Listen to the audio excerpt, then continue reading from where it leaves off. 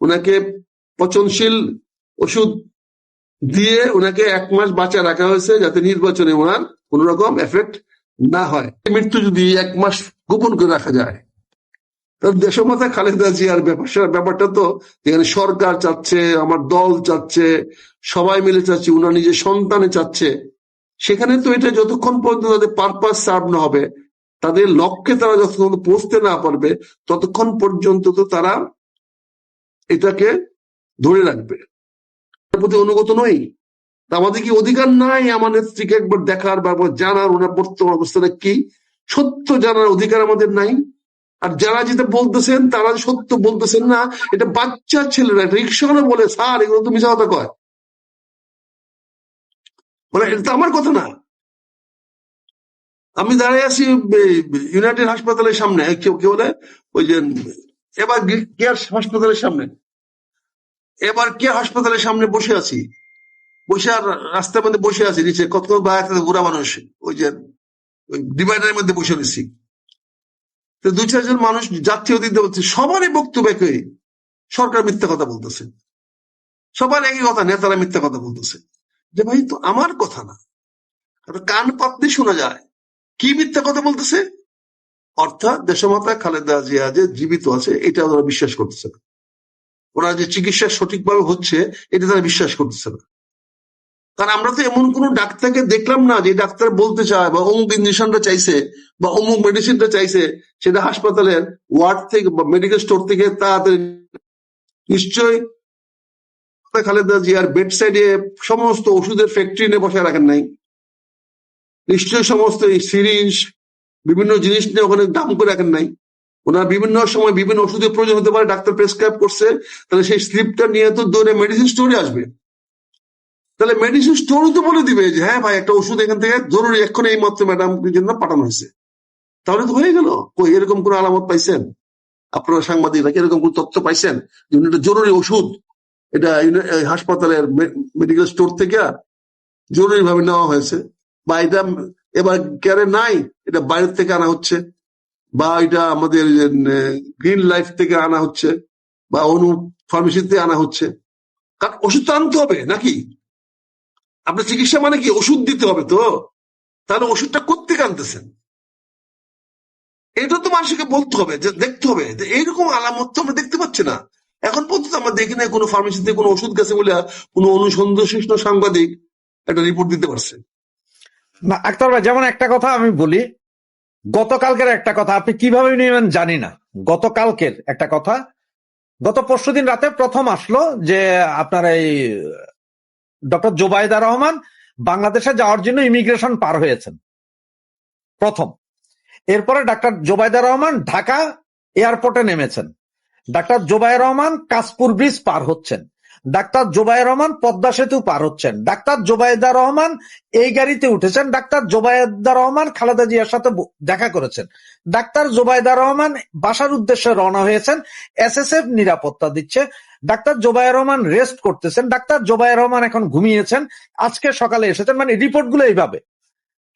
খালেদা জিয়ার কি অবস্থা আছে যেটা প্রতি ঘন্টায় বুলেটিন হওয়ার কথা, সেখানে 72 ঘন্টায় একটা বুলেটিন হয় না কেন? আর এই কথাগুলোই কি আপনি বলেন বুঝলেই কি আপনার উপরে এত খেপা, যার কারণে আমরা এখন ভিডিও টেক ডাউন করতে হবে, যার কারণে পুন্নিয়াকে গালি শুনতে হবে, যার কারণে মঞ্জুরুল আলমকে গালি শুনতে হবে? এগুলো কি আপনি এই সত্য কথাগুলো বলার সাহস করতেছেন বিদায়? এটা কি আপনার উপরেই খেপা নাকি অন্য কিছু? এখন আমি যখন মিডিয়া হয় আমি ব্যবহার করতেছি, নাহলে আপনারা আমাকে ব্যবহার করতেছেন, এটাই তো ওদের কথা। কেউ বলতেছে যে রাশেদ হায়দার প্রভোগ করছে তাকে আমি কথা বলার জন্য, ফলে এটার জন্য দায়ী রাশেদ হায়দার। জি, আমি বলতেছি না রে ভাই, আমি রাশেদ হায়দারের প্রভোকেশন এই কথা বলে নাই। উনি যে প্রশ্ন করলো, যেগুলো কথা বললো, তারপরে যে প্রশ্ন করলো কেন বলছেন না, উত্তরটা তো আমি দেওয়ার কেউ না, কিন্তু উনি উত্তরটা আমার কাছে প্রত্যাশা করছে বলি তো ফ্রান্স থেকে আমাকে রাত্রে 10টা-11টার সময় ডেকে উঠে বলছে বা 2টা কথা বলেন। কারণ উনার তো উদ্গ্রীব হয়ে আছে, উনারও তো হাজার হাজার লক্ষ লক্ষ দর্শক আছে যারা রাশেদ হায়দারের কাছে জানতে চায় দেশমাতা খালেদা জিয়ার বর্তমান হাল হকিকত কি। আরে তিনিও আমাকে প্রশ্ন করছেন, সেই প্রশ্নটা তো আমি জানবো কোত্থেকে? আমার তো কাউকে প্রশ্ন করতে হবে। তিনি যদি অসত্য কথা বলেন, তিনি যদি সত্যের কাছে না থাকেন, তাহলে আমাকে কেন মিথ্যাবাদী বানাচ্ছেন? আমার বক্তব্য দিতে গেলে মিথ্যাবাদী হচ্ছি। আমি তো বলেছি সম্ভাবনার কথা।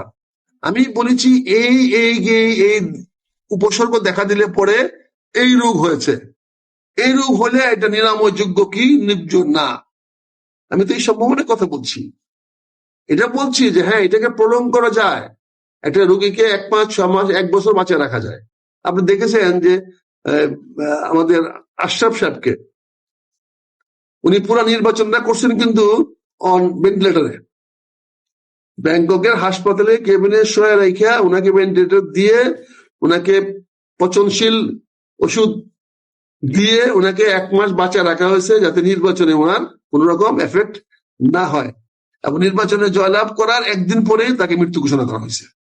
এটা তো আমাদের নিকট অতীতে আমরা দেখেছি। এবং একটা আশরাফের মতো একটা লোকের মৃত্যু যদি 1 মাস গোপন করে রাখা যায়, দেশমাতা খালেদা জিয়ার ব্যাপারটা তো, যেখানে সরকার চাচ্ছে, আমার দল চাচ্ছে, সবাই মিলে চাচ্ছে, উনার নিজের সন্তানে চাচ্ছে, সেখানে তো এটা যতক্ষণ পর্যন্ত তাদের পারপাস সার্ভ না হবে, তাদের লক্ষ্যে তারা যতক্ষণ পৌঁছতে না পারবে, ততক্ষণ পর্যন্ত তো তারা এটাকে ধরে রাখবে।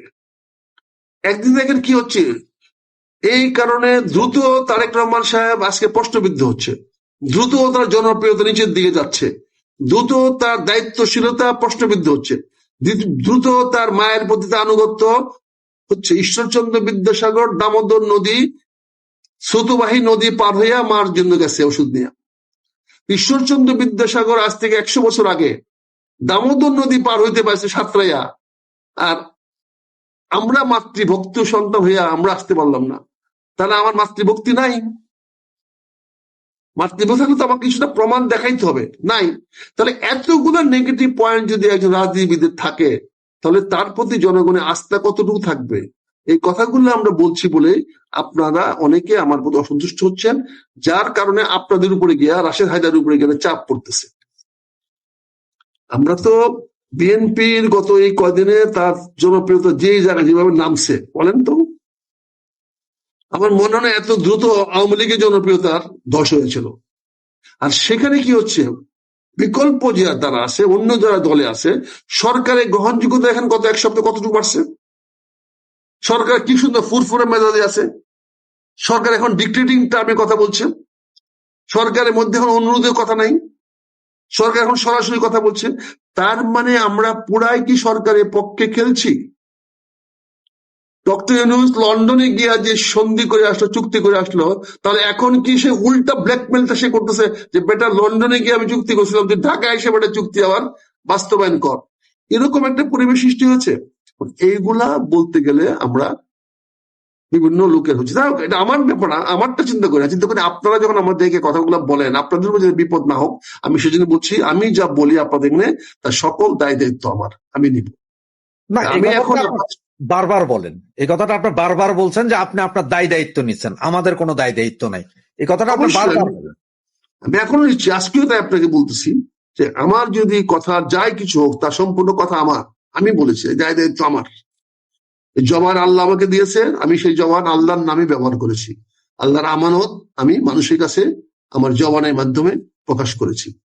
এতে আমার কি হবে না হবে জানি না, আমার তো মনে করি যে এটা কারণে যদি আল্লাহ আমাকে একটু বেহেশতে যাওয়ার সুযোগ করে দেয়, কারণ আমি তো পাপী মানুষ, আমার তো বেহেশতে যাওয়ার মতো কোন রকম খোরাকি আমার এখান থেকে আমি জোগাড় করতে পারি নাই, কোন রকম ব্যবস্থা করতে পারি নাই। 180 যদি আল্লাহ আমাকে ক্ষমা করে দেয় রহমান রাহিম, আর 80 যদি আপনাদের কারো বুলেটে আমার জীবনটা ঝরে যায়, আমি মনে করি বুলেটে ঝরে যাওয়াটি ভালো হবে, তাহলে আর কারোর দয়া রহমতে চাইতে হইল না। আমি সেই বুলেটের অপেক্ষায় আছি, আল্লাহ যেন আমাকে সেই বুলেট বিদ্ধ করে ওনার কাছে যাওয়ার সুযোগ করে দেয়। আচ্ছা আক্তার ভাই, আমার যেটা মনে হয় যে আপনি বিএনপির এইসব কথা বলতেছেন, এইটা ক্ষোভের বিষয় না।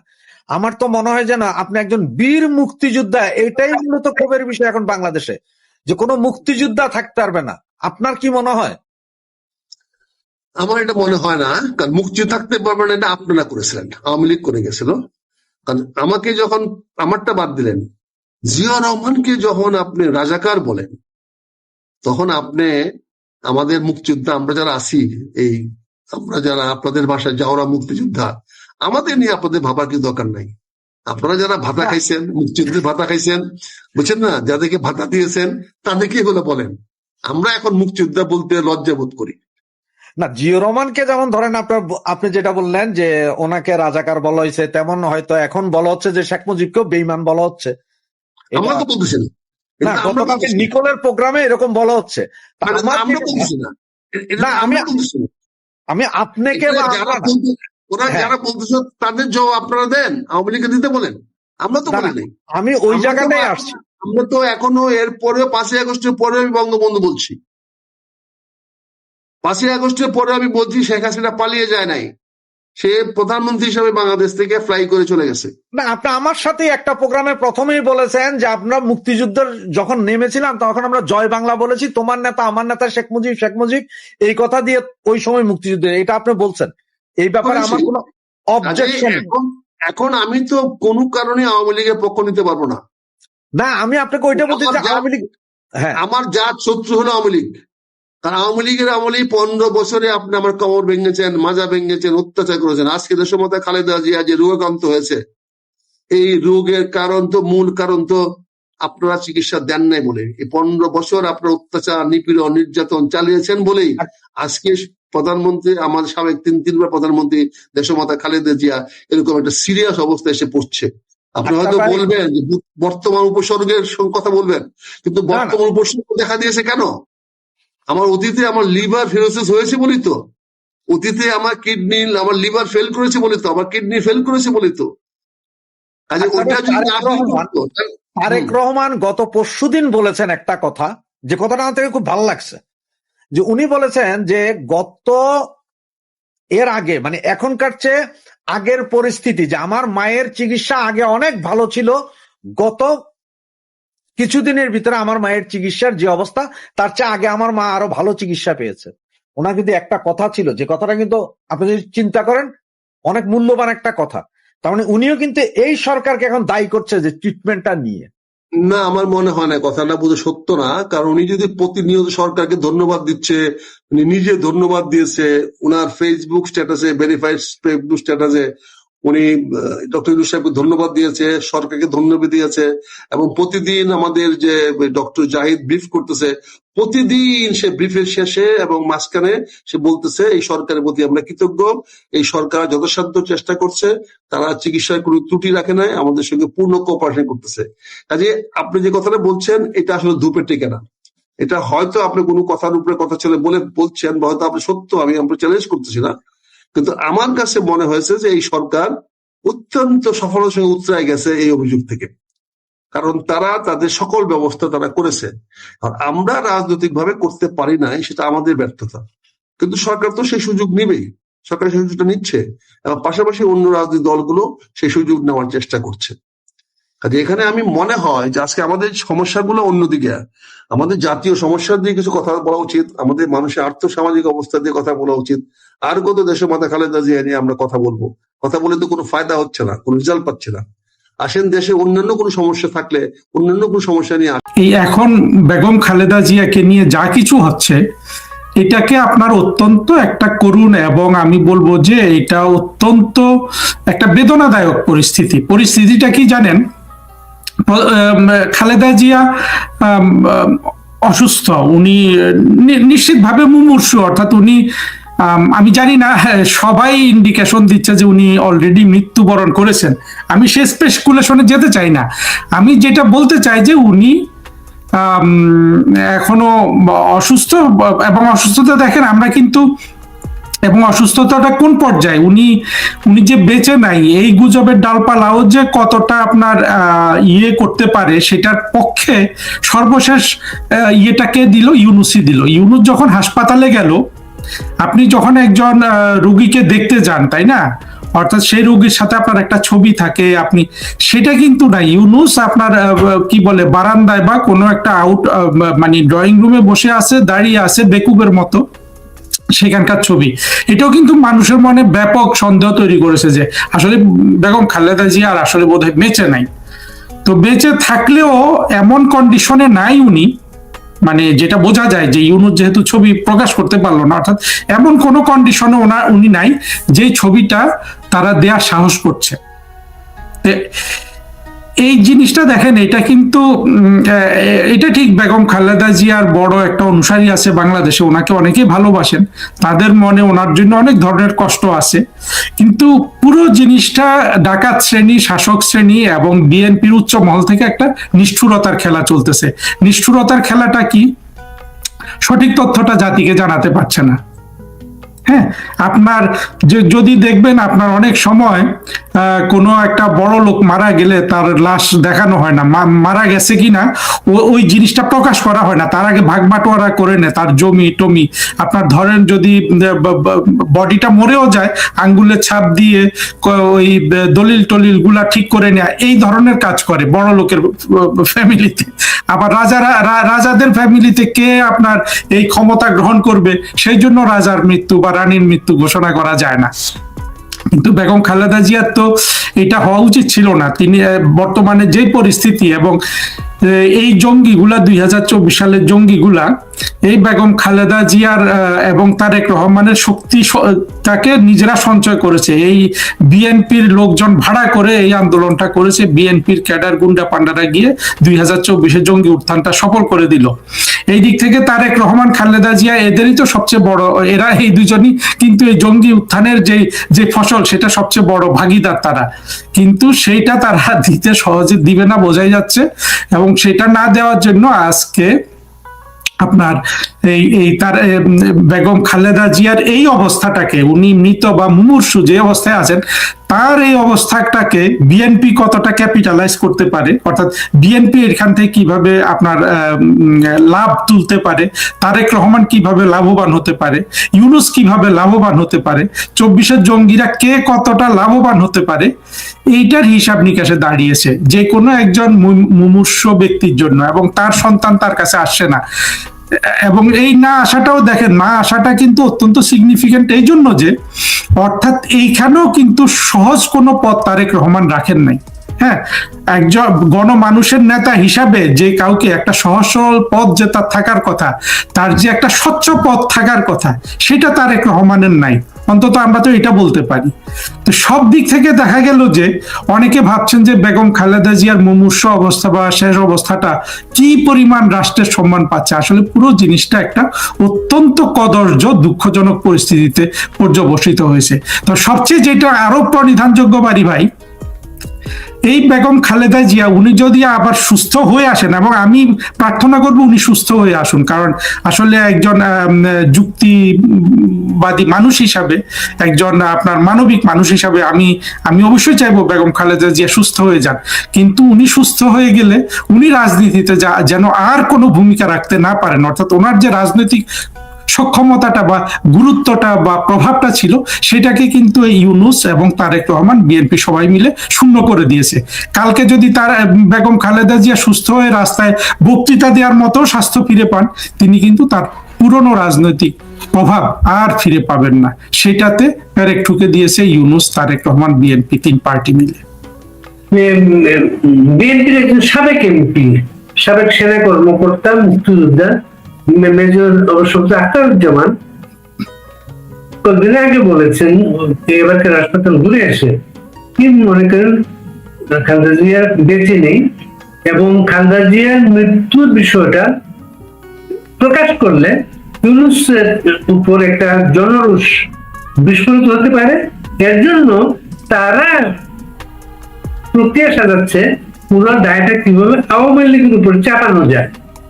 আওয়ামী লীগের কারণে ওনার আজকে এই অবস্থা হয়েছে। এটাও অত্যন্ত দুঃখজনক এবং হাস্যকর একই সাথে। দেখেন বিষয়টা, আওয়ামী লীগ দৃশ্যপটে নাই 1.5 বছর। হ্যাঁ, 1.5 বছরে কিন্তু বেগম খালেদা জিয়ার চিকিৎসার জন্য কোনো পক্ষ থেকে কোনো বড় ধরনের উদ্যোগ নিয়েছে আমরা সেটা দেখি নাই। উনি কিছুদিন বিলাতে গিয়েছিলেন, গিয়ে খুব বেশি দিন থাকেননি, চলে এসছেন। হ্যাঁ, সেখানে ডাক্তাররা তাকে দেখেছে, এই সেই। বরঞ্চ ওনাকে যে এবং মেজর আক্তারকে, আমি একটু মেজর আক্তারের অনেক কথা আমি বুঝি না সত্য কথা বলতে কি, তারপরেও আমার মনে হয় যে বিএনপি পন্থী বা বাংলাদেশের আপনার মুসলিম লীগ পন্থী যেসব মুসলমান আছে, তাদের মধ্যে যারা কিছুটা যুক্তি নির্ভর চিন্তা ভাবনা করে, মেজর আক্তার তাদের মধ্যে একজন বলে আমার মনে হয়। মেজর আক্তারের সাহস সম্পর্কে আমরা কিন্তু সচেতন। আমরা দেখেছি যে আপনার 9/11 যেটা হয়েছিল তখন খালেদা জিয়ার পাশে সবার আগে যে মানুষটা সাহস নিয়ে দাঁড়িয়েছিলেন সেই মানুষটা ছিলেন কিন্তু মেজর আক্তার। হ্যাঁ, তারপরে আমরা দেখেছিলাম আরেকজন army officer brigadier Hannan Shah এসে দাঁড়িয়েছিলেন।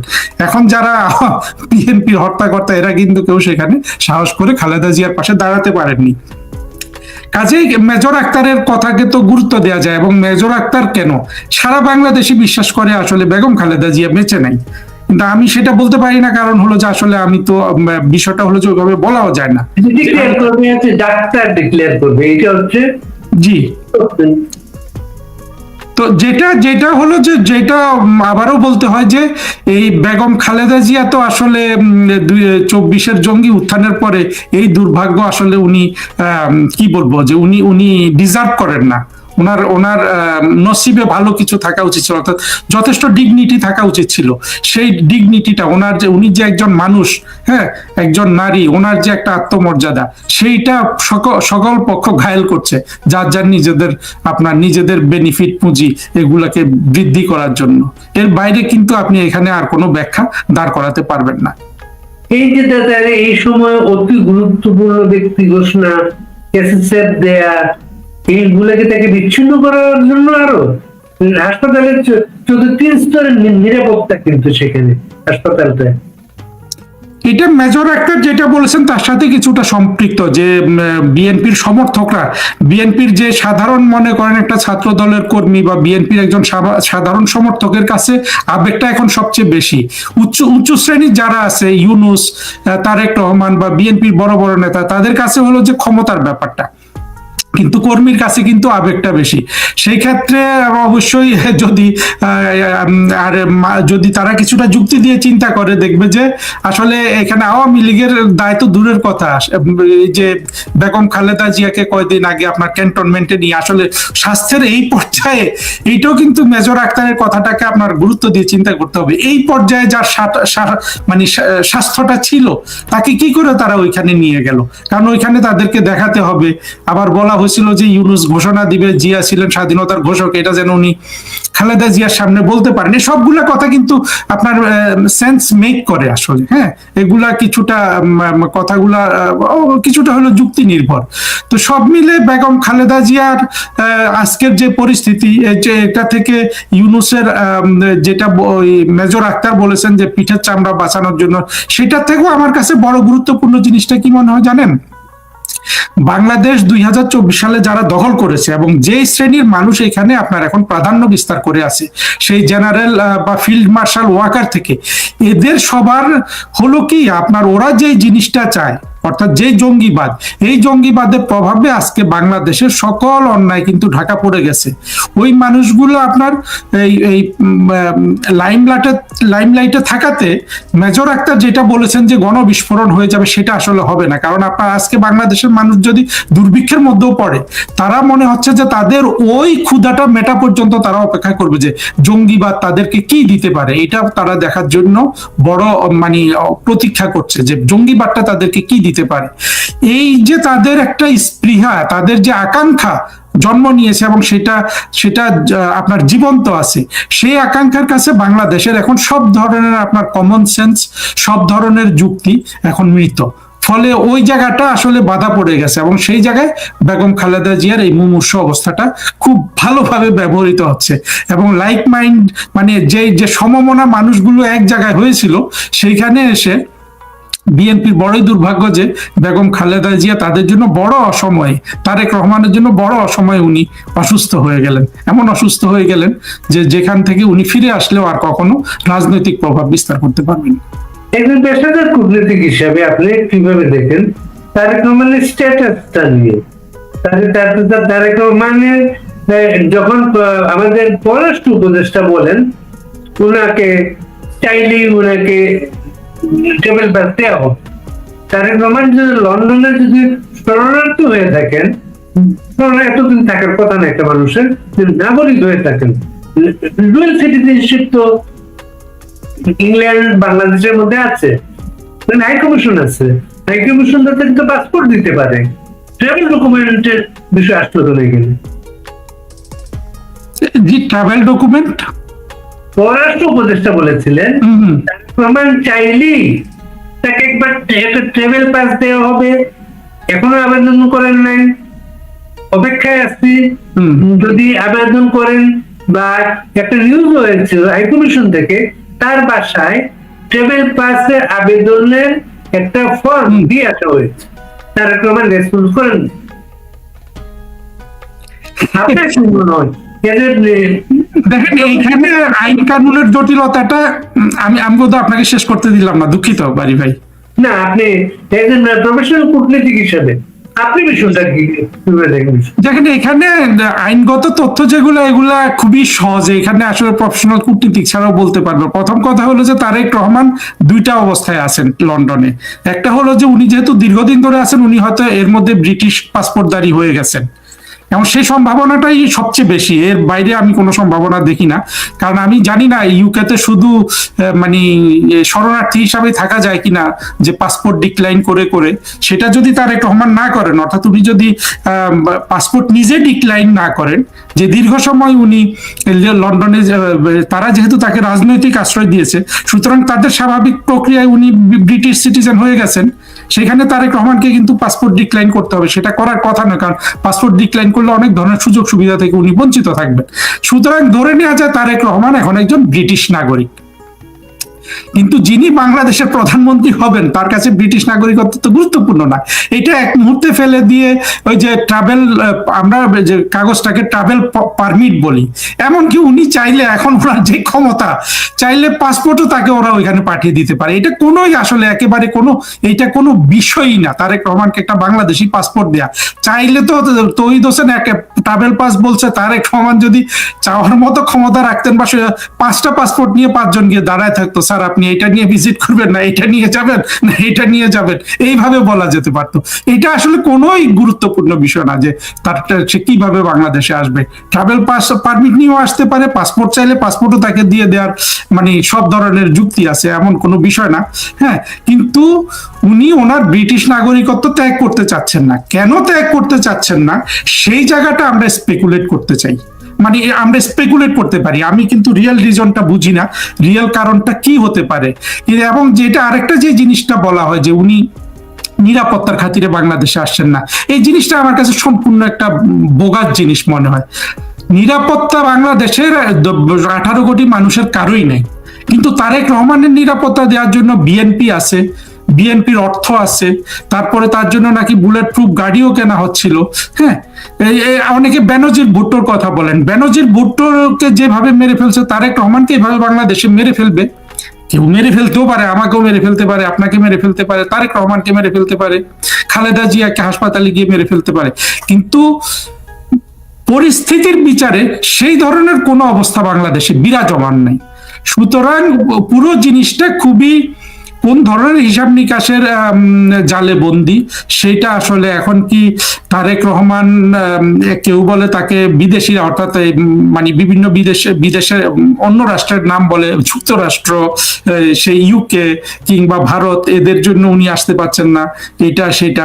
কিন্তু আমার কাছে যেটা মনে হয়, সেগুলোর সামনে আসার কারণ উনি যে স্টেটমেন্ট করেছেন সর্বশেষ, যেটা প্যারাটা একক নিয়ন্ত্রণ নয়, মানে অন্য তো নিয়ন্ত্রণ আছে এখানে, যে বলেছেন এই নিয়ন্ত্রণটা এখন কার হাতে, এই প্রশ্নটা আসলে চিন্তা করা যেতে পারে। তবে একটা জিনিস আমি যেটা বুঝি বাড়ি ভাই, আসলে স্পেকুলেট করে অনেক কথা বলতে পারি, যেটা আপনি জানেন হয়তো, আপনার সাথে এতগুলা শো করার পরে আমি আসলে ওইসব মানে গুজব এবং স্পেকুলেশন ওইভাবে অভ্যস্ত না। তবে একটা জিনিস আমি ধারণা করি যে এই 24শে জঙ্গি উত্থানের পরে যত ধরনের ডিল বলুন, নেগোসিয়েশন বলুন, প্রত্যেকটাতে তারেক রহমান হেরেছেন ক্রমাগতভাবে ইউনূসদের সাথে, এইটাই আমার কাছে মনে হচ্ছে। 32 নম্বর ভাঙার সাথে তিনি জড়িত, এটা মোটামুটি প্রতিষ্ঠিত, এটা কি নিরাপত্তা সমস্যা মনে করেন? একেবারেই না, একেবারেই না, একেবারেই না। এখন এই নিরাপত্তা সমস্যা করবে কে? আওয়ামী লীগ। আওয়ামী লীগ এখন সেই টিউনে তো নাই। আওয়ামী লীগ তারপরে মনে করতে মানে ব্রিটিশ পাসপোর্ট, ব্রিটিশ পাসপোর্টে তো Bangladesh high commission no visa required seal দিলে ওনার জন্মভূমি এটা, যে কোনো সময় আসতে ডুয়েল সিটিজেনশিপ সেইভাবেও আসতে পারে। এটা 5 minute, 5 minute officer requirement seal মারতে 5 মিনিট লাগে। হ্যাঁ, এটা আমি যখন দূতাবাসগুলোতে চাকরি করতাম আমি 30 মিনিটে দিয়ে দিতাম। তারেক রহমান হলে তো 5 মিনিটে দিয়ে দেওয়া যায়, তাই না? এইটা আসলে এগুলা কোনো ইস্যুই না, ট্রাভেল ডকুমেন্ট এখানে এখন যেটা ইস্যু হয়ে গেল হারুন ভাই, এখন যেটা ইস্যু হয়ে গেল, তারেক রহমান যেহেতু বিএনপির নেতা, তিনি আগামীতে বাংলাদেশের প্রাইম মিনিস্টার হওয়ার স্বপ্ন দেখেন, তিনি আগামীতে যেদিন বাংলাদেশে আসবেন সাথে করে সেই কাগজটা নিয়ে আসতে হবে তিনি যে ব্রিটিশ নাগরিক না।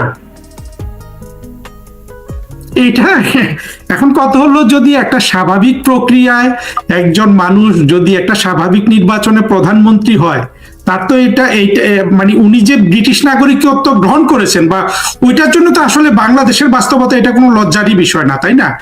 আইনগত বিষয় হলো যে ওইটা ত্যাগ করে উনি পরিপূর্ণভাবে ব্রিটিশ নাগরিকত্ব ত্যাগ করে বাংলাদেশি নাগরিক হিসাবে আবার পর্দায় আবির্ভূত হবে।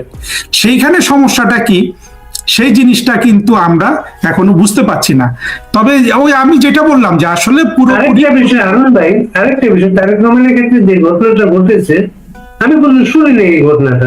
যেমন হচ্ছে, যখন একটা মানুষ একটা দেশের রাজনৈতিক আশ্রয় আবেদন করে তখন তাকে তার দেশটাকে সবচেয়ে খারাপ দেশ হিসেবে বলতে হয়, যে এত খারাপ দেশের দ্বিতীয়টা নাই পৃথিবীতে, এই সমস্যা এই দেশের। এবং যখন এই আবেদনটা করে তখন তার পাসপোর্টটা, বাংলাদেশি পাসপোর্টটা সারেন্ডার করতে হয়। তারেক রহমান এবং তার স্ত্রী এবং মেয়ে তিনজনের পাসপোর্ট সারেন্ডার করার পরে ব্রিটিশ হোম অফিস এগুলা বাংলাদেশ হাইকমিশনে পাঠিয়ে, বাংলাদেশ হাইকমিশন এগুলো এই তিনটা পাসপোর্ট বাংলাদেশের পররাষ্ট্র মন্ত্রণালয়কে পাঠিয়েছে। তৎকালীন পররাষ্ট্র প্রতিমন্ত্রী শাহরিয়া এটা সংসদে বলেছিলেন দাঁড়িয়ে, এইভাবে কেউ অ্যাসাইলাম সিক করলে তার পাসপোর্ট যে এরকম তার দেশে পাঠানো হয়, এটা আমি কিন্তু শুনি নাই কিন্তু এটা কখনো। যাক, পাসপোর্ট গুলো তারা জমা নিয়ে নেয়, এটুকু পর্যন্ত আমরা জানি আর কি। এখন জমা নিয়ে নিয়ম এই পাসপোর্টের এবং জমা নিয়ে নিয়ে এবং এটা গোপনীয়তা, গোপনীয়তা শপথ তো আছে।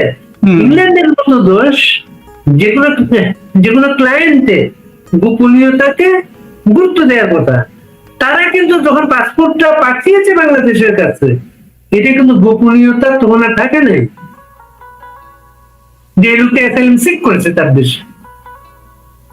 এবং তারেক রহমান প্রথম অ্যাসাইলাম অ্যাকসেপ্ট হওয়ার পরে ব্রিটেনে সে একটা ট্রাভেল ডকুমেন্ট পেয়েছে, সব অ্যাসাইলাম সিক এটা পায়। হ্যাঁ, ওই পাওয়ার পরে ওই ট্রাভেল ডকুমেন্ট সহ তিনি সৌদি আরবে উমরা করতে গিয়েছিলেন। আমরা দেখেছি সেটা। হ্যাঁ, এরপরে কিন্তু মালয়েশিয়াতে আবার তার ভাইটা যখন মারা গেল উনি আসলেন না বা আসতে পারলেন না, সম্ভবত মালয়েশিয়া ওই ট্রাভেল ডকুমেন্টে ভিসা দেয় নাই, সব দেশ দেয় না, কিন্তু ট্রাভেল ডকুমেন্টে ভিসা কিন্তু সব দেশ দেয় না। মালয়েশিয়া সম্ভবত সেটা না দেওয়ার কারণে তারেক রহমান তার ভাইকে দেখতে আসতে পারেন নাই। ওই সময় ওইটা লজিক্যাল ছিল, ওই সময় উনি বাংলাদেশে আসলে আর ওইখানে রাজনৈতিক আশ্রয়টা পেতেন না, কারণ রাজনৈতিক আশ্রয় তো এটা বলেই নেওয়া হয়। আমি নিজেও এখন রাজনৈতিক আশ্রয়ে আছি, যে আমার তো সত্যিকার অর্থে বিপদ বাংলাদেশে, তাই না? আমি যদি আজকে ইউনুস আমাকে দাওয়াত করে নিয়ে যায় তাহলে তো কানাডিয়ান গভর্নমেন্ট আমাকে রাজনৈতিক আশ্রয় দিবে না। ওর তো বাংলাদেশের কথা ছিল না, মালয়েশিয়াতে আসতো, মালয়েশিয়া এসে তার ভাইটাকে দেখতো। সেটা ভিসা জটিলতা, মালয়েশিয়ার গভর্নমেন্ট তাকে আরে তো অস্ট্রেলিয়াতে একটা আইন আছে জানেন, অস্ট্রেলিয়াতে আইনটা এরকম যে এর মধ্যে ক্লায়েন্ট সে অস্ট্রেলিয়াতে রাজনৈতিক আশ্রয় পেয়েছে, এই যে বলা হয় বাংলাদেশে আসলে তার অ্যাসাইলাম বাতিল হয়ে যাবে, এটা না, কিন্তু অ্যাসাইলাম একবার জায়গায় দেয়া হয় এটা চারিত্রিক কোনো সমস্যা ছাড়া, ওই ধরনের গুরুতর লঙ্ঘন সেটা বাতিল হয় না। তখন এই ক্লায়েন্টকে এখানে বলা হয় যে তুমি তোমার দেশে যেতে পারো, সমস্যা নেই, আমরা এটা নিরুৎসাহিত করি এই কারণে তুমি বলেছিলে তোমার দেশে গেলে তোমার জীবন বিপন্ন হতে পারে, এর জন্য আমি এটা নিরুৎসাহিত করি, কিন্তু এমন না তুমি তোমার দেশে গেলে তুমি অ্যাসাইলাম বাতিল হয়ে যাবে। এই ধরনের নরম নিয়ম এটা বোধহয় সব দেশে না, যেমন কানাডা আমি যেটা কোম্পানি জানি। খুলেছেন, তারেক রহমান ব্রিটেনে যে কোম্পানি খুলেছেন, ওই কোম্পানি ব্রিটিশ সিটিজেন ছাড়া খুলতে পারে না। হ্যাঁ, ওই কোম্পানি তিনি যখন তার দেশে ব্যাক করবেন, তিনি যে ব্রিটিশ নাগরিকত্ব ছেড়ে দিবেন, সে কোম্পানি তার হাতছাড়া হয়ে যাবে। আচ্ছা, সেখানে যদি অনেক বড় বিনিয়োগ টিনিয়োগ থাকে। কারণ তারেক রহমান বিলাতের যে এলাকাতে থাকেন, লন্ডনের যে এলাকাতে থাকেন, সেই এলাকা খুবই একটা পশ এরিয়া, এবং সবাই সেখানে বাড়ি কিনতে পারে না। সেটা তো উনি ওনার স্ত্রী আর কন্যাকে স্থানান্তর করতে পারেন, তারাও তো ব্রিটিশ সিটিজেন। এবং তার স্ত্রী তো খালেদা জিয়ার সাথে বাংলাদেশে এসেছিলেন, তার নিশ্চয় ব্রিটিশ পাসপোর্ট, তখন এগুলো কেউ আলোচনায় আসে নাই। পাসপোর্ট পেয়ে যাওয়ার পর কিন্তু আর বাংলাদেশে আসলে যে সিটিজেনশিপ বাতিল হবে তা না, কোনো সমস্যা নেই। ওই যে নবিসা রিকোয়ার্ড সিলটা নিয়ে যে কোনো সময় যতদিন পাসপোর্টের মেয়াদ আছে, ততদিন সে এই নবিসা রিকোয়ার্ড, এটা ভ্যালিড। আর এইসব দেশ তো পাসপোর্ট তো 10 বছরের জন্য দেওয়া হয় এইসব দেশে। একটা জিনিস বাড়ি ভাই খেয়াল করেছেন নিশ্চয়ই, এখন আরো ভালোভাবে আমাদের খেয়ালে আসছে যে বিএনপি যেভাবে নির্বাচনের জন্য অস্থির হয়ে গিয়েছিল, তারেক রহমান কিন্তু সেভাবে হন নাই। উনি কিন্তু বারবার ইউনূসের এবং জঙ্গিদের সাথে কম্প্রোমাইজ করছেন, যে মানে ইলেকশন যে তারেক রহমানের ইমিডিয়েট প্রায়োরিটি, সেটা কিন্তু আমার কাছে কখনোই মনে হয় নাই। না, এখন জিনিসটা আরো স্পষ্টভাবে দেখা যাচ্ছে যে ওনার নিজেরই ব্যক্তিগত সমস্যা আছে, তাড়াতাড়ি ইলেকশন হোক বা এসব ব্যাপারে। এনসিপি এখন ইলেকশন কমিশনে গিয়ে বলছে খালেদা জিয়ার এই শারীরিক অবস্থার সময় তফসিল ঘোষণা করার দরকার নাই। না, তা তো বটেই। আপনার খালেদা জিয়ার, আমি তো আপনাকে বললামই যে আসলে এখানে আলোচনা করার কিছু নেই। খালেদা জিয়ার এই করুণ দশাটাকে সবাই তার রাজনৈতিক স্বার্থে ব্যবহার করছে। মূল উদ্দেশ্য হলো বাংলাদেশে 2024-এ যে জঙ্গি উত্থানটা হয়েছে, এদের এই শক্তপোক্ত অবস্থানটা দীর্ঘস্থায়ী করা, যত স্থায়িত্ব করা, মানে স্থায়ী করার ক্ষেত্রে এই বেগম খালেদা জিয়াকে যতটা ব্যবহার করা যায় তারা সেটা করছে। এটা বেগম খালেদা জিয়া তার আশীর্বাদ হিসাবে আপনি কি মনে করেন এই পরিস্থিতি শিখে আওয়ামী লীগ যে কর্মসূচি নিয়ে যে একটা গরমের বছর যে চলে যাচ্ছিল, আওয়ামী লীগের কর্মসূচি গুলাও কিন্তু কেমন স্থগিত একটা অবস্থায় এখন, কেউ বলতে পারছে না কোন কর্মসূচি চলছে না। আওয়ামী লীগের তো একটা বিভ্রান্তি আছে। আমরা যারা আওয়ামী লীগের পক্ষে কথা বলি তারাও কিন্তু ক্লিয়ার না আওয়ামী লীগের। তারা আওয়ামী লীগ থেকে আমরা যেটা ওপেনলি পাবলিক স্টেটমেন্টে শুনি যে অপেক্ষা করতে, কিন্তু সেই জায়গায় ঠিক আছে, আমরা এই জায়গাটা আসলে প্রধানমন্ত্রী শেখ হাসিনার উপরই আমরা নির্ভর করি। উনি যেহেতু আপনার আমরা আশা করি যে উনি সবকিছু ভালোভাবে চিন্তা করে এই ডিসিশন গুলা দিবেন। তবে আমি যেটা বলতে পারি যে ওনার যারা কর্মী সমর্থক এবং ওনার পক্ষে আজকে যারা মাঠে লড়ছেন, তারা সবসময় একটা আপনার ম্যাপ দেখতে চায়। ম্যাপ মানে হলো যে একটা চার্ট দেখতে চায় যে সামনে কোন দিকে আমরা যাব, কত দূর যাব, হ্যাঁ কি করব, এই আলোটা যেন উনি সবসময় দেখান, সেটার জন্য আমি তাকে আহ্বান জানাবো। কিন্তু আপনি কি মনে করছেন যে এই যে জয়কে যে সর্বশেষ একটি লোকের বিরুদ্ধে রায় হলো, বঙ্গবন্ধু পরিবার পুরোটাই রায়ের আওতায় চলে যাচ্ছে, কিন্তু এখন সর্বশেষ জয় কথাবার্তা বলছিলেন আন্তর্জাতিক মিডিয়াতে, জয়ের বিরুদ্ধে একটা তদন্ত প্রতিবেদন জমা দেওয়া হয়েছে। এইসব তদন্ত প্রতিবেদনের আসলে কি কোনো মূল্য আছে? কোনোই মূল্য নাই। এগুলোকে আসলে এগুলো ওই দিক থেকে নাটক, আমাদের তরফ থেকে এগুলোকে জাস্ট আপনার কথা দিয়ে ফেলে দিতে হবে, এগুলোর কোনোই গুরুত্ব নাই। এবং যা দেখুন, আমরা যে জিনিসটা পুরা 24-এর যে জঙ্গি উত্থান, এইটা পুরোপুরি একটা ষড়যন্ত্রের মাধ্যমে একটা অবৈধ জিনিস ঘটেছে, একটা ডাকাতি ঘটেছে, একটা আপনার ক্ষমতাকে কি বলবো, ক্ষমতাটাকে জোর করে একটা বৈধ সরকারকে ফেলে দেওয়া হয়েছে। আমরা এগুলা যখন বলি, পুরো জিনিসটার মধ্যে ইউনূসের কোনো কিছুর কিন্তু কোনো বৈধতা নেই। এবং আওয়ামী লীগের মোটেই উচিত না কোনোভাবেই এই এই তাদের কোনো বক্তব্যে কোনো কিছুতে এরা যেন কোনোভাবেই কোনো বৈধতা পায়। আর একটা জিনিস আমি আপনার গতদিন আপনাকে বলার চেষ্টা করেছিলাম, সেটা হলো দেখেন আমাদের যে মূল সমস্যাটা যার কারণে বাংলাদেশ বিভাজিত, যার কারণে বাংলাদেশের অগ্রগতিটা বারবার জঙ্গিরা এসে আপনার বাধাগ্রস্ত করে, সেটা হলো যে বাংলাদেশের মূল যে একটা অসাম্প্রদায়িক বাংলাদেশ হওয়ার যে স্বপ্ন ছিল, সেই স্বপ্নটাকে যারা বাস্তবায়ন করতে দিতে চায় না, তারা বাংলাদেশে অনেক শক্তিশালী, এবং যারা এটা বাস্তবায়ন করতে চায়, যারা এটা বাস্তবায়ন করতে চায় না, অর্থাৎ একটা সাম্প্রদায়িক শক্তি, একটা অসাম্প্রদায়িক শক্তি, এই দুই ভাগে বাংলাদেশটা বিভাজিত। আওয়ামী লীগের এই বক্তব্যটা সুস্পষ্টভাবে সারা বিশ্বকে জানানো, কিন্তু দুঃখের বিষয় আমি আওয়ামী লীগের এই বক্তব্যটাকে বলিষ্ঠভাবে জয় বলুন, শেখ হাসিনা বলুন, যারাই যত বক্তৃতা দিচ্ছেন, ওই জায়গায় কিন্তু সুস্পষ্ট যে পৃথিবীকে যে এই জিনিসটা জানানো দরকার, এবং শেখ হাসিনা যে সত্যের পক্ষে আছেন, জয় যে সত্যের পক্ষে লড়ছেন, এই জিনিসটা যে বলিষ্ঠভাবে তাদের বক্তব্যে আসার উচিত ছিল, তারা এত ইন্টারভিউ দেন, এত কিছু দেন, সেই জায়গায় কিন্তু আমি এই জিনিসটা পাই না। আমি বলবো যে ওই জায়গাটা আসলে তাদের ক্লিয়ার করা উচিত, এই জায়গায় তাদের ন্যারেটিভটা বলিষ্ঠ হওয়া উচিত। এটা যেহেতু সত্যের পক্ষে, যুক্তির পক্ষে, সভ্যতার পক্ষে, পৃথিবীর স্রোতের অনুকূলে, এই জায়গাটাকে সুন্দর করে তাদের ফর্মুলেট করে কথাটা বলা উচিত, কিন্তু সেই জায়গাটা আমি অনুপস্থিত দেখি, এবং এটা আমাকে যথেষ্ট পীড়িত করে যে কেন ওই বক্তব্যটা উঠে আসে না। বিডিআর এর রিপোর্টে ভারতকে ইয়ে করে জড়ানো হলো, এর প্রতিক্রিয়া কি হতে পারে ভারতের দিক থেকে? ভারত হলো জানেন, আমাদের একটা দুর্ভাগ্য হয়ে গেছে কি জানেন, ভারতও বাংলাদেশের জঙ্গিদের প্রতি যথেষ্ট সফট। এইটা ভারতের একটা মাইন্ডসেটের একটা ব্যাপার আছে। ব্যাপারটা কি জানেন, আপনার ভারত কি চায়, বাংলাদেশে প্রতিবেশী হিসাবে চাইবে যে এই দেশে জঙ্গিরা না থাকুক, কিন্তু ভারত দেখছে যে দিনের পর দিন জঙ্গিরা এই দেশে সবচেয়ে বেশি কার্যকর, প্রভাবশালী, ফলে জঙ্গিদের ব্যাপারে ভারতও খুব সাবধান।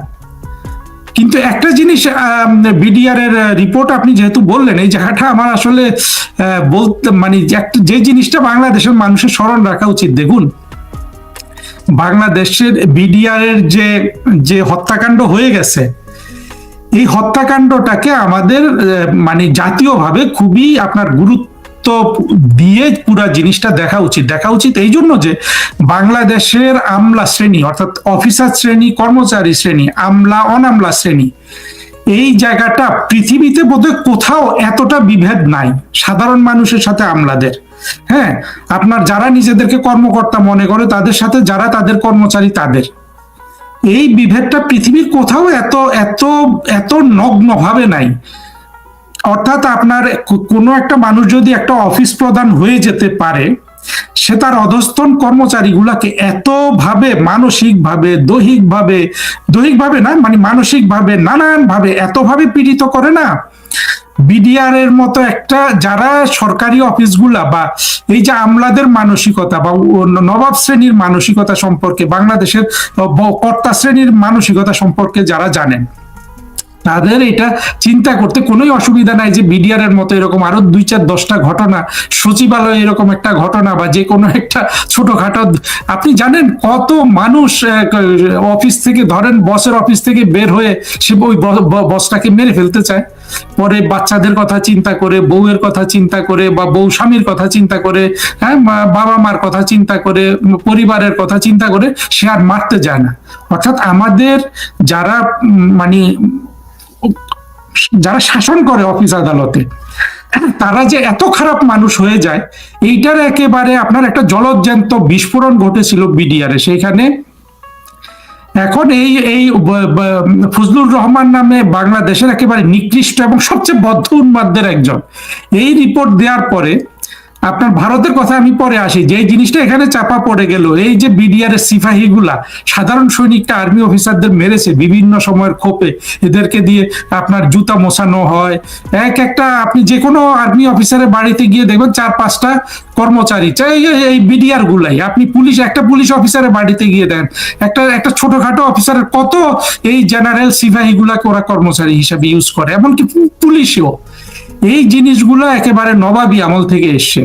এই জায়গাটা একটা অ্যাড্রেস করার সুযোগ ছিল এই বিডিআর এর এই এই এই এই এই এই হত্যাকাণ্ডটাকে আপনার ভালোভাবে পরীক্ষা নিরীক্ষা করে এর থেকে একটা শিক্ষা নেওয়ার যে সুযোগ ছিল।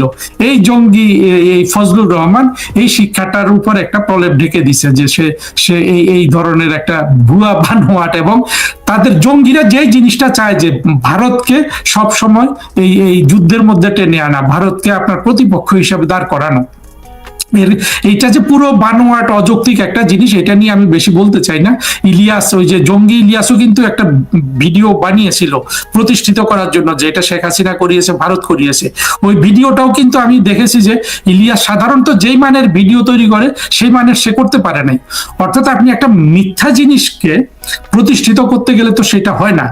এখন এরা আবার এই পুরো জিনিসটাকে প্রতিষ্ঠিত করেছে, ইউনুস এটাকে অনুমোদিত করেছে, অর্থাৎ পুরো জিনিসটা ভারত অনুমোদিত না, ইউনুস এটাকে ঐতিহাসিক দলিল বলেছে।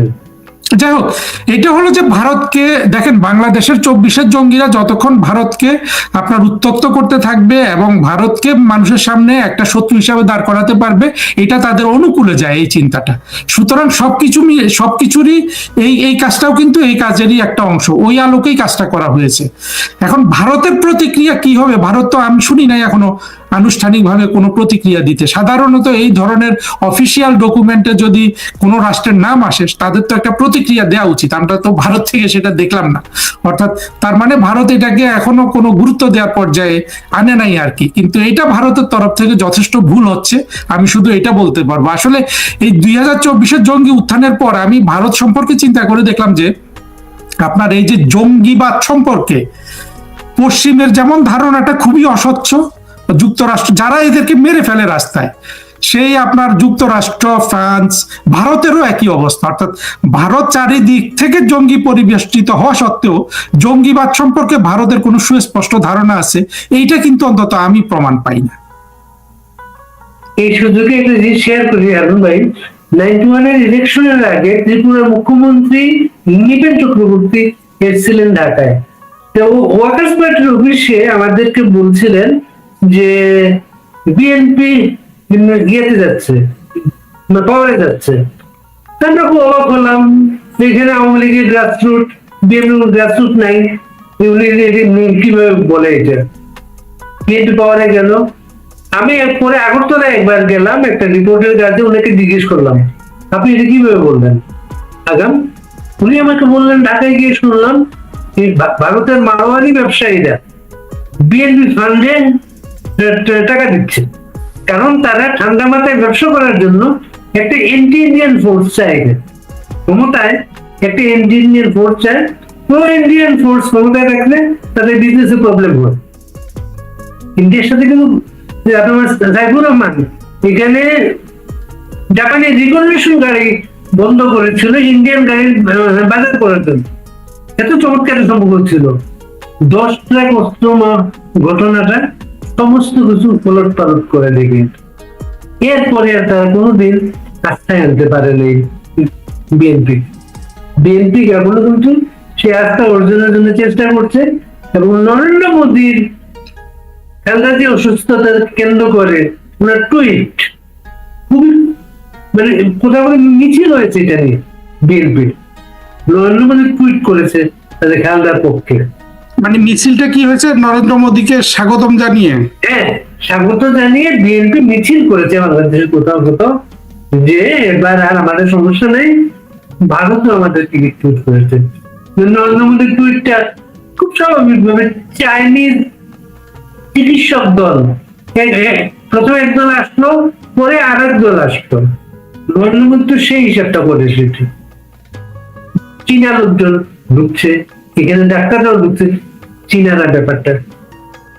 থ্যাংক ইউ হারুন ভাই। আর আপনি যোগ করবেন আজকে? হ্যাঁ, আমার একটু যোগ করতে ইচ্ছে করছে আপনার এই কথাগুলোর প্রেক্ষাপটে কয়েকটা জিনিস, প্রাসঙ্গিক জিনিস একটু আপনার শ্রোতাদের আমি স্মরণ করাতে চাই। দেখুন, 2001 সালে বিএনপিকে ভারত, বিশেষ করে এখন নরেন্দ্র মোদী সাহেবের যে দল, এরা সমর্থন দিয়েছে। এটার যথেষ্ট আপনার মানে সাক্ষী আমি নিজে শুনেছি আর কি। সুতরাং ওই যে ধরনের লোকজন থেকে শুনেছি সেখানে আসলে এটা সন্দেহ করার কোনো কারণ নাই। অর্থাৎ এটারও হয়তো একটা কারণ থাকতে পারে যে আওয়ামী লীগের সাথে যেহেতু ঐতিহাসিকভাবে কংগ্রেসের একটা সম্পর্ক ছিল, অর্থাৎ ভারতীয় জনতা পার্টি হয়তো বিএনপির সাথে একটা সম্পর্ক তৈরি করতে চেয়েছিল, সেটা হতে পারে। আর দুইটাই যেহেতু আপনার একটু দক্ষিণপন্থী দল, সেটাও হতে পারে।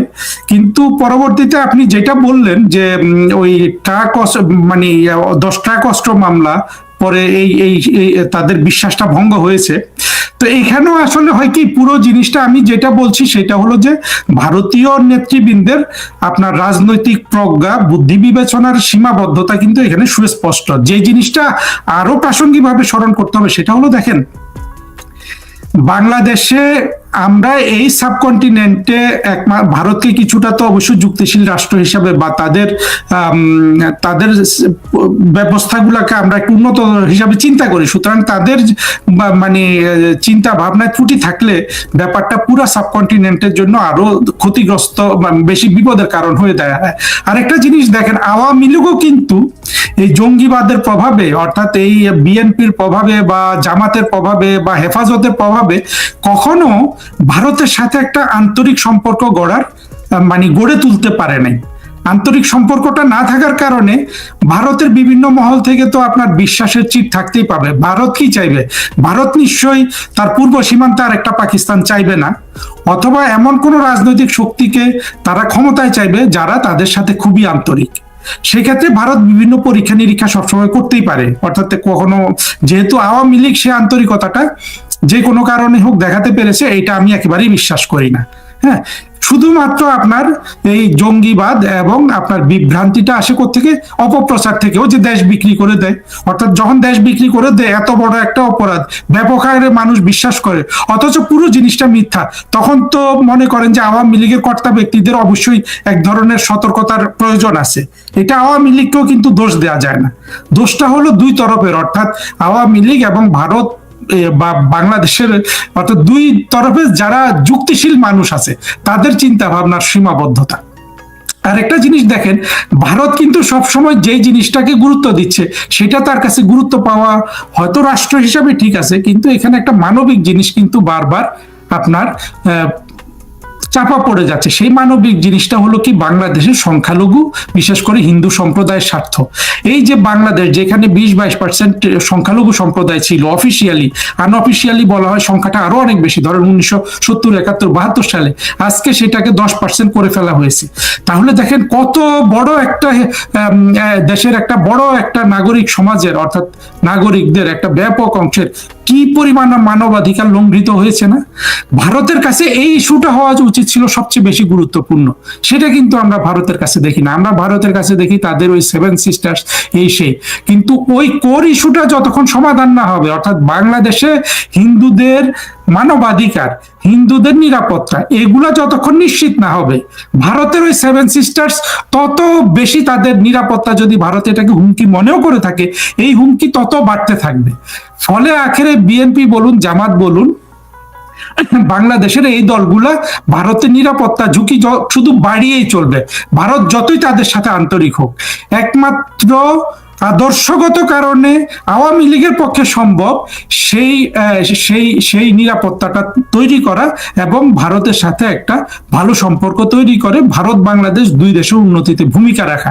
এই ক্ষেত্রে ভারতীয়দের যে এইরকম প্রজ্ঞার পরিচয় দিতে হবে, আওয়ামী লীগকেও ততটা আপনার এই জঙ্গিবাদের প্রভাব থেকে, অর্থাৎ জঙ্গিবাদীর যে মিথ্যা রটনা করে আওয়ামী লীগের উপর, সেই জিনিসটাকে তুড়ি মেরে উড়িয়ে দিতে হবে। এইটা হয়তো 2024-এর জঙ্গি উত্থানের আগে এটার একটা লজ্জার বিষয় ছিল, এখন আর এখানে কোনো লজ্জার বিষয় নাই যে জঙ্গিরা বলবে দেশ বিক্রি করে দিছে আর আমরা লাফিয়ে পড়বো, আমরা একেবারে লজ্জায় লাল হয়ে যাব। সেই সুযোগটা এখন আর নাই। এখানে লজ্জার কোনো বিষয় নেই, কারণ দেশ বিক্রির ইস্যুটা সর্বতভাবে মিথ্যা প্রমাণিত হয়েছে। কিন্তু এই ইস্যুটা এখনো পিনাকিরা বারবার বলে যাচ্ছে, কিন্তু সাধারণ মানুষের বোধে একটু হলেও এবার প্রবেশ করেছে যে না, আসলে দেশ বিক্রির ইস্যুটা বরাবর একটা মিথ্যা বিষয় ছিল, এবং এই মিথ্যা ওটা মোকাবেলা করে আওয়ামী লীগকে ভারতের সাথে একটা বলিষ্ঠ সম্পর্ক নিয়ে এগিয়ে যেতে হবে। এছাড়া বাংলাদেশের আসলে উন্নতির কোনো রাস্তা নেই। আর জঙ্গিরা আসলে পাকিস্তান হবে, পাকিস্তান হলে আরো দরিদ্র হবে, মানুষ দরিদ্র হবে, অশান্তি বাড়বে। সেই পথটা যদি আমরা চাই তাহলে তো সেটা আমাদের জন্য খোলাই আছে। ধন্যবাদ বাড়ি ভাই। হিন্দুদের সমস্যা তো শুধুই আপনি ভারত যখন আমরা আলাপিত করলাম, আরেকটা বিষয় একটু শেয়ার করি আপনার সাথে। এই টেস্ট সচিব গতকালকে বলেছে ভারত স্বরাষ্ট্রমন্ত্রী আসাদুজ্জামান কামালকে হস্তান্তর করবে। পররাষ্ট্র উপদেষ্টা কয়েকদিন আগে বলেছেন আসাদুজ্জামান কামালের লোকেশনই আমরা জানি না, এই ধরনের কোনো তথ্য আমাদের কাছে নেই। আমরা কারটা বিশ্বাস করবো? প্রথম হলো বাড়ি ভাই, ডাস্টবিনকে কখনো কোনো বিশ্বাস করার মতো কোনো কিছু সে তৈরি করতে পেরেছে? ডাস্টবিন পুরোপুরি একটা ডাস্টবিন, এবং সে নিজেকে ডাস্টবিন হিসাবে, ইউনুসের ডাস্টবিন হিসাবে, মানে জিনিসটা আক্ষরিক অর্থেও সত্য, ফিলোসফিক্যালিও সত্য। অর্থাৎ ইউনুসের যত আবর্জনা আছে এইটা কিন্তু রিসাইকেল হচ্ছে ডাস্টবিনের মধ্যে।